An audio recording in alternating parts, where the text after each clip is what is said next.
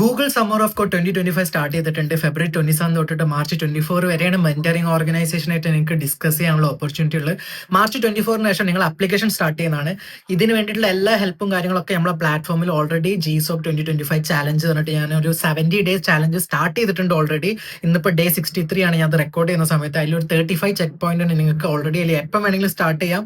ആ 35 check point നിങ്ങൾ follow ചെയ്യുകയാണെന്നുണ്ടെങ്കിൽ നിങ്ങൾക്ക് നല്ലൊരു രീതിയിൽ പ്രപ്പോസൽ ക്രിയേറ്റ് ചെയ്യാനും നിങ്ങൾക്ക് നല്ല റിസർച്ച് ചെയ്യാനും എങ്ങനെ അതിൽ സബ്മിറ്റ് ചെയ്യണം, എങ്ങനെ കോൺട്രിബ്യൂട്ട് ചെയ്യണം എന്നുള്ള എല്ലാ ഗൈഡൻസും ഞാൻ അതിൽ ഓൾറെഡി മെൻഷൻ ചെയ്തിട്ടുണ്ട്. അപ്പം നിങ്ങൾ അത് ഫോളോ ചെയ്യുകയാണെന്നുണ്ടെങ്കിൽ നിങ്ങൾക്ക് ഡെഫിനറ്റ്ലി നല്ലൊരു രീതിയിൽ GSOCൽ കോൺട്രിബ്യൂട്ട് ചെയ്യാൻ പറ്റും.